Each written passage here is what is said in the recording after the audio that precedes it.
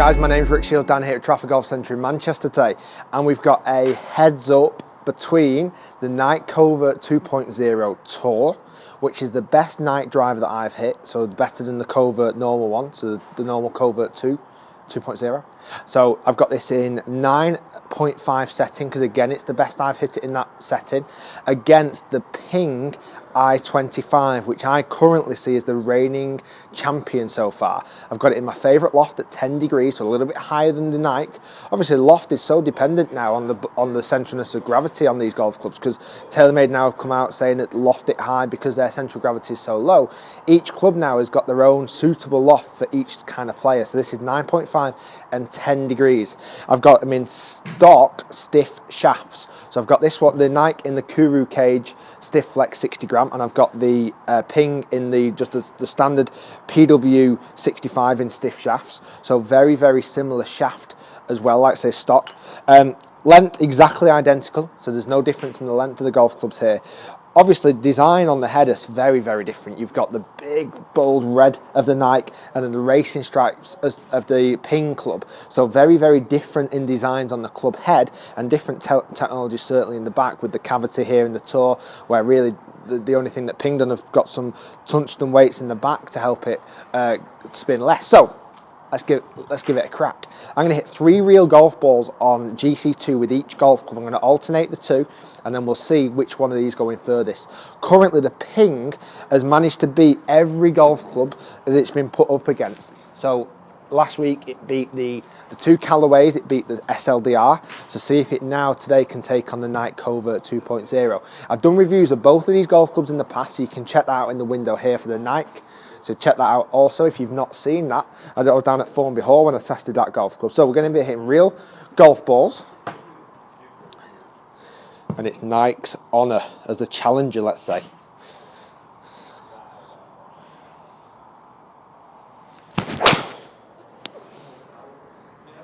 It's not a bad start. It's come out a little bit low, 261. Now, when I was testing this, that's not a far away from the average that I was hitting this golf club. So 261 for the NIKE COVERT 2.0. Like I said, that's not a million miles away from how far I was hitting it. If you've not checked my NIKE i25 review out, you can check it out in the window just here. You click that link and it'll take you straight to the video. But we'll see now if we can get it up to the, like I said, i25 was ripping it last time I tested it.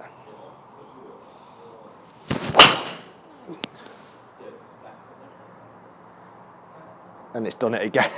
278, so a phenomenal start for the Ping i25. That's gone 17 yards further, so a pretty decent first hit for the i25. Let's go back to the Ping, to the NIKE.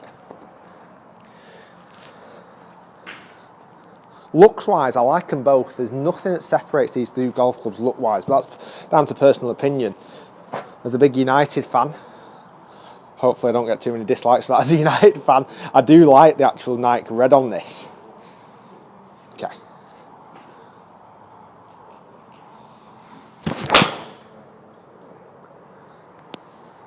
See, I've hit that nicely again. That is a good hit. 273. So that's more like the distance. And guys, I am warmed up to, I've hit golf shots already. Just been testing the new Callaway X2 Hots. So I'm ready and raring to go. So 276, the longest so far of the 2 golf clubs. Sorry, 278 was the longest one.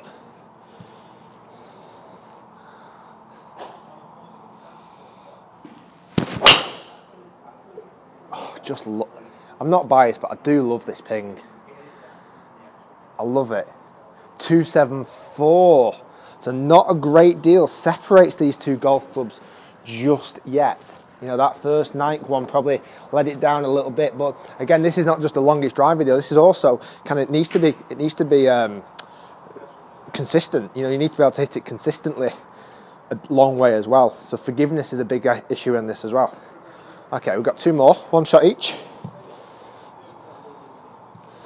I think NIKE's got to put a big one out there to knock the Ping off its perch.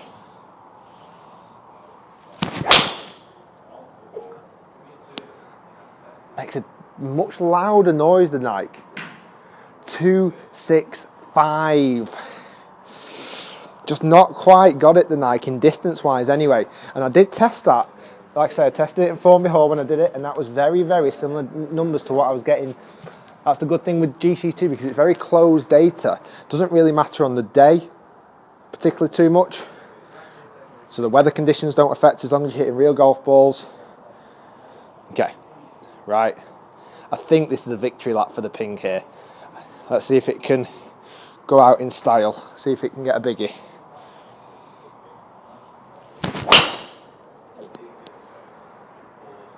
It just seems to stay in the air for so much longer. Interesting, not quite as far, 268, not quite as far as what I expected that to go, to be fair. It felt pretty middle, so maybe it just spun up a little bit too high. Yeah, 3,200. It has spun up a little bit too high, but I think we've got a winner. Let's have a look at the data. I'll throw that up on screen for you so we can see that.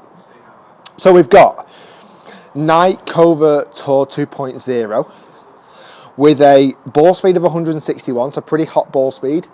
So I would normally look for that 163, 164. Decent launch, 16.3. Decent spin, 2,700. A tiny bit too high on the spin, just a tiny bit. And the carry distance was an average of 266, with the longest golf shots going 273. So not a bad hit. You know, like I say, I'm normally about 268, 269 on my carry distances, so it's about there. Let's now go to the NIKE i25.